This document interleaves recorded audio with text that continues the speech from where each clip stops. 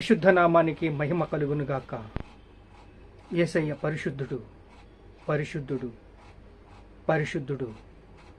లోక పాపమును మోసుకెళ్ళిన దేవుని గొర్రెపిల్లగా అవతారము ఎత్తాడు. ఆయన మనల్ని జ్ఞాపకము చేసుకుంటున్నాడు. ఆయన మనల్ని బలపరుస్తున్నాడు. ఆయన మనల్ని సిద్ధపరుస్తున్నాడు. మనము ఆయనకి లోబడదామా? చూడండి, అపోస్తుల కార్యములు 9వ అధ్యాయము.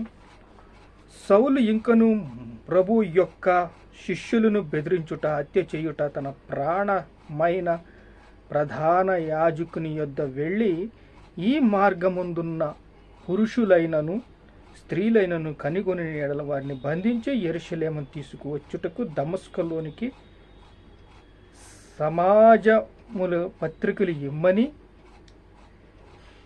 అతడు ప్రయాణము చేయుచు దమస్కు దగ్గరకు వచ్చినప్పుడు అకస్మాత్తుగా ఆకాశము నుండి ఒక వెలుగు అతని చుట్టూ ప్రకాశించెను. అతడు నేల మీద పడెను అని ఉంది. చూడండి, పౌలు ఒకప్పుడు సౌలుగా, మూర్ఖుడుగా, స్వప్రయోజనాలు, గమలీయేలు దగ్గర ధర్మశాస్త్రాన్ని క్షుణ్ణంగా నేర్చుకుని తన యొక్క భక్తి జీవితంలో నంబర్ 1, కానీ తను చేస్తున్న ప్రవర్తన మంచిది కాదు. పాత రోత జీవితాన్ని సిలువ వేయాలి. స్వార్థపూరితమైన జీవితాన్ని సిలువేయాలి. సొంత హీచ్చలని, శరీర హీచ్చలని సిలువేయాలి. అంటే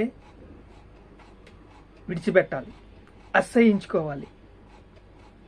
ఇరవబడిన మనస్సు, కాల్చబడిన మనస్సు, విరిగి నలిగిన హృదయాన్ని కలిగి ఉండాలి.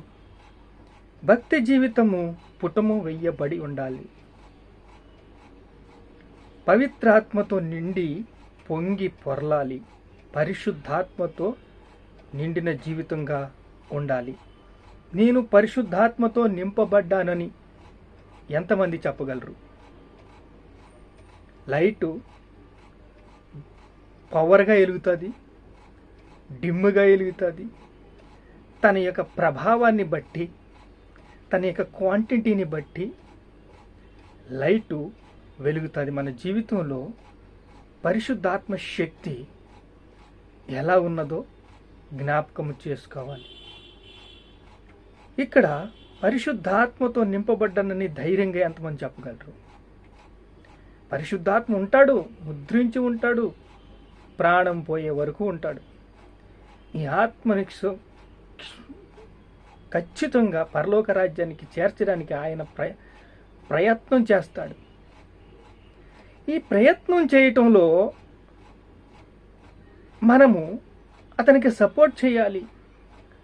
పరిశుద్ధాత్మని దుఃఖపరచొద్దు అని వాక్యం ఉంది.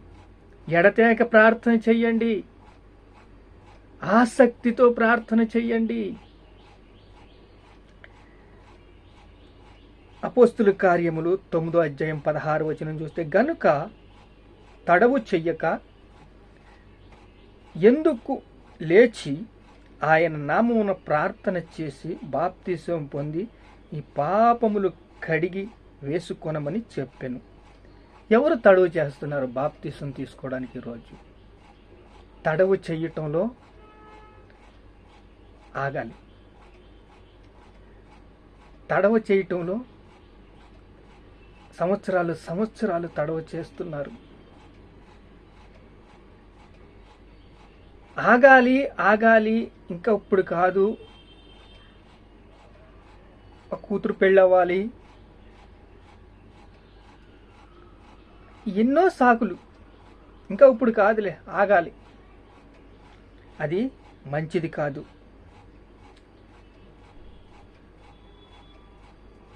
ఆయన నామంలో ప్రార్థన చేసి బాప్తిసం పొంది పాపములు కడిగి వేసుకొనుము. ఇప్పుడు పౌలు, సౌలా సౌలా నువ్వెందుకు నా చిత్తాన్ని ఆపుతున్నావు? ఎవరు ప్రభు అంటాడు. 3 రోజులు కళ్ళు కనపడలేదు. పరిశుద్ధాత్మతో నింపబడి అననీయ వచ్చి ప్రార్థన చేయగానే బాప్తిసం పొందాడు. ఈరోజు బాప్తిసం పొందాలని, పరలోక రాజ్యం వెళ్ళాలని, ప్రభువుని కలుసుకోవాలని, పరిశుద్ధంగా జీవించాలని దేవుడు ఎన్నో ప్రయత్నాలు చేస్తున్నాడు. ప్రయత్నాల్లో మనము ఆత్మను ఆర్పొద్దు, ప్రవచన వరాన్ని నిర్లక్ష్యము చెయ్యొద్దు. లూకా సువార్త 4:18 ప్రభు ఆత్మ నా మీద ఉన్నది, బీదలకు సువార్త ప్రకటించుటకు ఆయన నన్ను అభిషేకించెను, చెరలోనున్న వారికి విడుదల, గుడ్డి వారికి చూపును, నలిగిన వారిని విడిపించుటకును. ఆరోగ్యవంతులకి డాక్టర్ కావాలి, అవసరం లేదు. ఆరోగ్యవంతులకి డాక్టర్ గారు అవసరం లేదు, రోగులకే డాక్టర్ గారు కావాలి. ఆరోగ్యవంతులు అంటే తెలివైన వాళ్ళు, జ్ఞానము అతి ఎక్కువైపోయిన వాళ్ళు. ఎవరు బీదులు? వాక్యము లేని వాళ్ళందరూ కూడా బీదులే.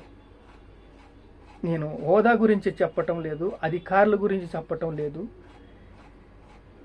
బీదులు ఎవరంటే, ఇక్కడ ఏముంది? బీదులకు సువార్తను ప్రకటించుటకై ఆయన నన్ను అభిషేకించును, చెరలోనున్న వారిని విడిపించుటకు, గుడ్డి వారిని చూపు కలుగుటకు, నలిగిన వారిని విడిపించుటకు. ఎవరు ఈ వాక్యము లేని వాళ్ళు?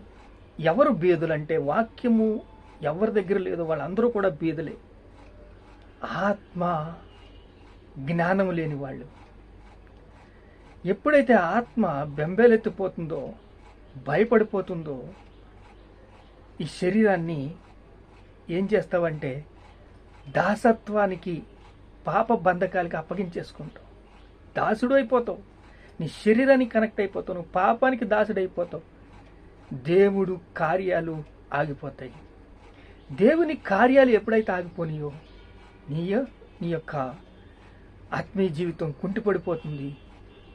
పాపానికి కనెక్ట్ అయిపోతావు. అలా అయిపోకూడదని, భక్తి జీవితంలో పుటము వేయబడి ఉండాలని, పరిపూర్ణ స్థితి రావాలని, జయ జీవితం కలిగి జీవించాలని, నేనే మార్గము అన్నాడు యేసయ్య. ఆయన మార్గంలో నడిస్తే ఎంత బాగుంటుంది, ఆయన సత్యంలో నడిస్తే ఎంత బాగుంటుంది, ఆయన జీవంలో మనం నడిస్తే ఎంత బాగుంటుంది. ధైర్యంగా చెప్పగలగాలి.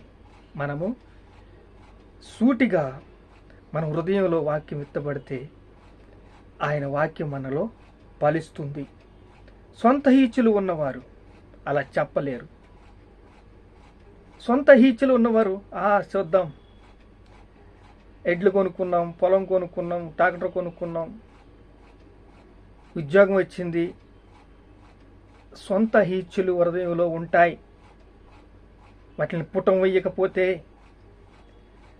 మిమ్మల్ని మీరు సిద్ధపరచుకోవటం చాలా కష్టం. పాత రోత జీవితానికి మీరు బాయ్